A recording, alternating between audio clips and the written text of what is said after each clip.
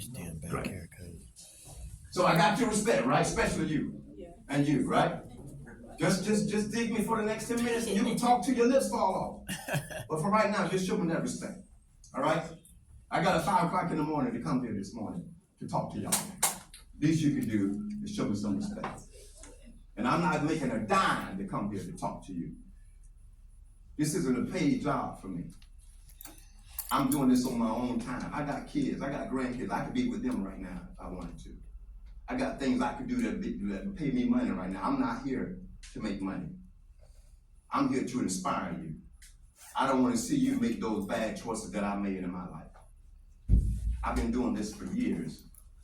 I've gone to schools and I talk to kids just like you, and they wouldn't listen, and 3 months, 3 years down the line, their parents call and saying, can you preach my child's funeral? Can you go to my child and visit my child in prison? They got life in prison.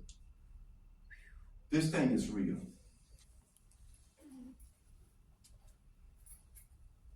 I usually preach about 5 or 6 funerals a year for teenagers that did not receive instructions and did not take life serious. That's me. See, when you sit in here and you talk while I'm talking, you are representing the person I have become when I started hanging out with negative people and listening to negative music and opening my mind up to negative things. And that's ended me up with a negative life. I live this thing now. I'm not just talking. I'm not telling you something I read in a book. I didn't read this in a book. I got a DC number, 139251. That's my DC number. That's the number I had to say 3 times when the officer came into my cell and made me sit up on my bunk and said, "Inmate Sharp, what's your DC number?" 3 times a day for years. I had to call that number out. Because when I was 13 and 14, I thought I was grown. When I was 15 and 16, I thought I knew it all. I thought I had what it takes. I wouldn't listen to nobody. I wouldn't listen to my mom. I didn't want to have nothing to do with my dad because he ran away and left me, and I wasn't able to be a part of his life when I was a kid. And I didn't listen to people who cared for me and loved me. I listened to street thugs. I listened to gangsters and players, and I became one of them, and it cost them their life and also nearly cost me mine. I'm here because I care about you. I'm here because I don't want you to make the mistakes that Rico Sharp made. I'm here because I want to bring about a change, and especially with my race of people, because we suffered the most from stereotypes, from negativity, from street images, from negative rap music, from the thug life. We suffered the most. You know what I discovered when I went to prison?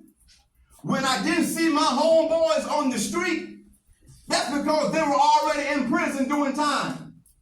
You know what else I discovered when I went to prison? I discovered that there are more young black men in prison than there are any other race in prison. And you know what else I discovered? That the greatest percentage of black men in prison is between the age of 18 and 35. That's where your big brothers are. That's where your uncles are. That's where your fathers are. That's where people that you love and that you knew and you grew up at, that's where they are. They're in prison if they're not dead or on the street and on drugs. I've been there. I survived that life. I made it out by the grace of God and through changing my mindset. And so I come to tell you, don't do what Rico Sharp did. Don't throw your life away. Don't throw your education away. Don't throw school away. Don't throw your future away. And here I am in prison, and I'm facing 22 years for trafficking cocaine. See, I had became a kingpin drug dealer and was bringing drugs into Florida, Central Florida, from out of Miami by the kilos, and I was deeply involved in that lifestyle. And I had people working for me, and I became a big drug man. They called me Nino Brown. And I was messing up a lot of people's life. And most of all, I was messing up my life. And then one day while sitting in prison, I said, I can't keep living like this. I got to change. I got to turn my life around. I don't want to go out and come back. I don't want to die in a hotel room and nobody's there with me. I got kids out in the street. They're being raised without their father. My son was born while I was in prison. My first son. My daughter had to grow up while I was in prison. People died in my family that I loved that I couldn't go to their funeral because I was in prison.